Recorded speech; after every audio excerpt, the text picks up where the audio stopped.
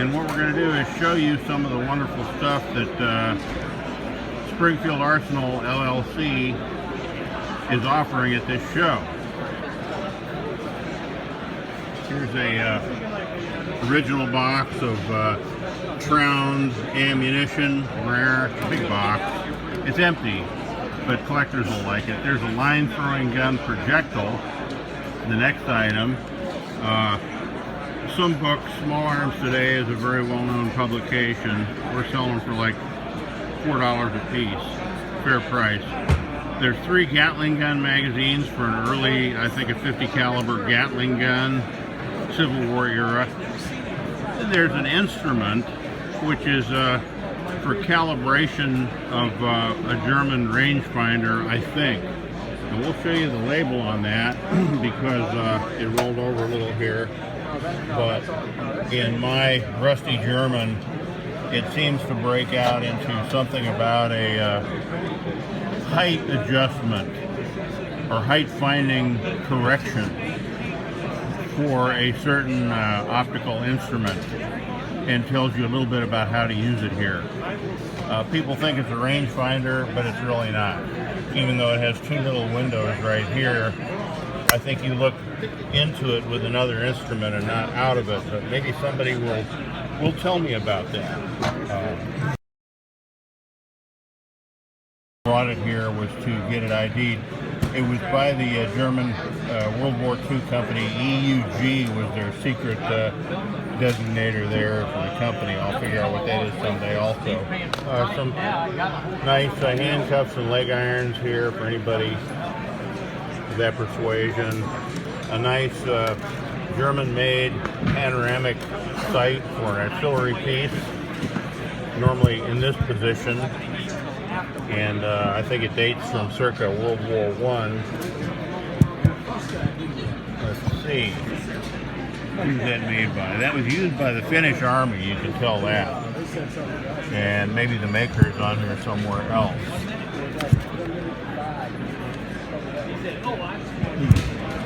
Anyway, that's what that is, panoramic sight. The optics on it are perfect. It's for something like a 105 millimeter howitzer. Then there's another book. I think that would go for about $5. It's a good book. Here's a section of 40 millimeter World War II Bofors anti-aircraft gun barrel. I think we sell those for about 30 bucks, something like that. Here's some Korean War carbine magazine, waterproof boots, I think they call them. You put one on each magazine to keep the water out, rainwater out. This is a big panoramic sight for an 8-inch howitzer used in the Seacoast role or the Coast Artillery role. It's got perfect optics as well. Show is closed. Anyway, I think you can see the glass is all perfect. There's a label on it also that, oh, here we go. Okay. Upside down, but you can tell it's a panoramic telescope, 1944. Another one of those panoramic sights. A nice copper rendering of General Pershing from World War I period. A couple of 40 millimeter ammunition clips from World War II. Some old gun catalogs, $1 a piece. Another line throwing gun shot. A grenade launching sight kit, it should be SIGHT. Bayonet, powder flask, unknown cartridge. Here's the 32 barrel machine gun, which we've issued a video on us shooting this thing. It really does shoot. It fires about 4,000 rounds a minute. Some more World War II 40 millimeter ammunition clips, $5 a piece. An unknown large, I think, Gatling gun type magazine. There's a reloading machine press for a Hotchkiss mountain gun. Cleaning rods for a Thompson submachine gun. A nice shoulder holster, World War II for a .45 automatic M1911. There's a fuse setter for setting artillery fuses. Here are some pieces of tack for a Hotchkiss mountain gun. This is the pole that you use to have a couple of men drag it in the field. This is a splinter bar, I think, and this is something related up here. There's a firing pin for a fairly large gun up at the top. It's about 2 feet long. Here are some patches, various military patches. A first aid kit, a illumination kit for an optic. Here's a bore sight kit. Here's a early Coast Artillery azimuth instrument, U.S. A couple of bayonets. This is interesting. This is made by Carl Zeiss in Vienna, Germany during World War II. It's a PZF-2, and it's a very elaborate gun sight for a German tank. And it's articulated in the middle. You see this bearing here is where this end can swivel up and down, and that end stays static, so the gunner doesn't have to move. And we're still trying to find out exactly what vehicle used the PZF-2. But this is a brand new unit in the brand new box with the reticle illumination, the headrest, and all the stuff. You see the box is made by Zeiss in Vienna also. A little pricey on some of the items, but you can see it is a PZF-2. Now in here, we get a bunch of small stuff. There's an early Swiss Army knife thing, a lot of attachments. How many Swiss Army knives have you seen with a hammer? Well, here's files, pliers, everything. A little different from Swiss Army early.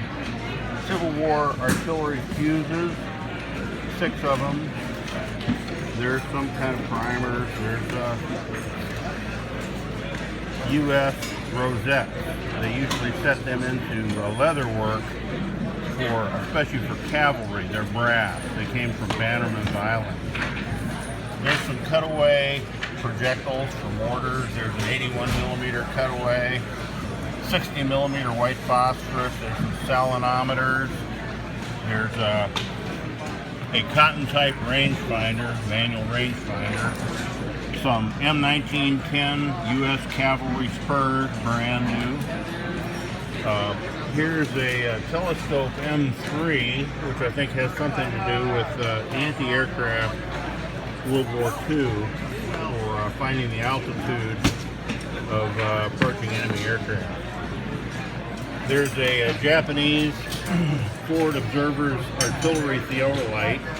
The thing is built into a little backpack, and it comes out as a very precise theodolite, like a surveyor uses, with a compass that fits on top and all the stuff. Here's a nice holster, we don't know what kind. Here's a replica 15th century breech-loading wrought iron cannon. Nice display item, museums like these. This is a box for a .7 meter rangefinder, World War II German. 25mm ammunition carrier. Back there is one of the more interesting items. This is for use in torpedo dropping aircraft, U.S. World War II. It's dated 1942, and it's a torpedo director Mark 28. Put it out here so you can see it. Torpedo director Mark 28. It's mostly all brass, and it's got all kinds of little lines carved into the side of it, and it has the idea of what it is engraved on the side. See all little lines for calculating things, and here it says Torpedo Director Mark 28 Mod 2, 1942. It's kind of a scarce item, and it tells you on the bottom all the different kinds of torpedoes that it's designed to work with, which is most everything basically that can be launched from an aircraft. And here's an ad for the Torpedo Director, except the the ad was hit by the sensors, and they're not able to show you a picture of the torpedo director. Because right here, to avoid the possibility of giving information to the enemy, we couldn't show you the picture. But here it is. We'll show you the picture. There's the beast. And this shows that these were important in the Battle of Midway, used by Torpedo Squadron 8 for sure to launch their torpedoes. Such torpedoes they were able to get off before they met their fate there. Anyway, that's the stuff. Thank you for visiting, and goodbye and good luck.